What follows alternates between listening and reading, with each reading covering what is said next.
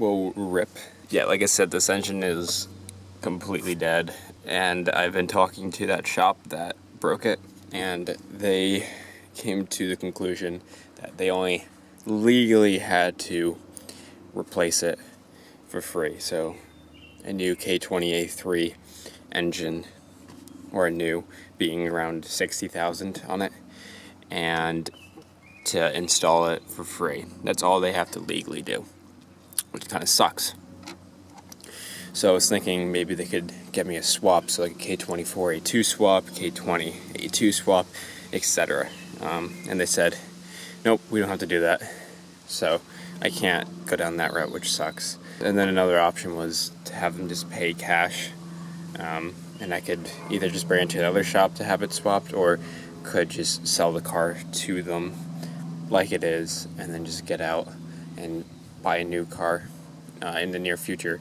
But they also said they don't legally have to do that, which kind of sucks. This has been taking a week just to discuss, and then hopefully soon they can get the engine in.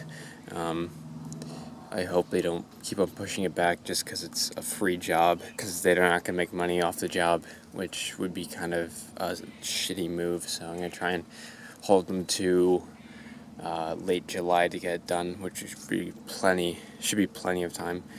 And if they don't, then I have every right to sue, because they took responsibility for the engine, and they have literally said that they broke the engine because they want to replace it for free. Oh yeah, and then there's this. They over-torqued my coil pack. So yeah, rip that. I think I'm getting a new engine. Yeah, I sort of don't want them to install this new engine, because I know they're gonna fuck it up. What can you do? It's my only option. Also, in addition to the engine swap, since obviously the engine's gonna be out, I'm gonna have them put in a new clutch and new motor mounts, which mine are kind of fucking disgusting. So yeah, it's not ideal, but at least hopefully, they say the engine has 62,000 on it. This engine has 78K on it, and hopefully they're not fucking bullshitting, and hopefully it's not a lemon, because if it is, oh man, I'm so fucking done.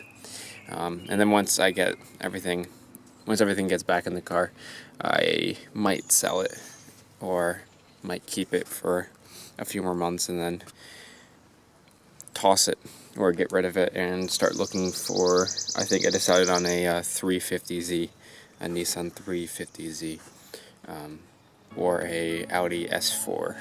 Not sure yet. Don't if I want a 2-door or if I want a 4-door yet. But yeah, rip.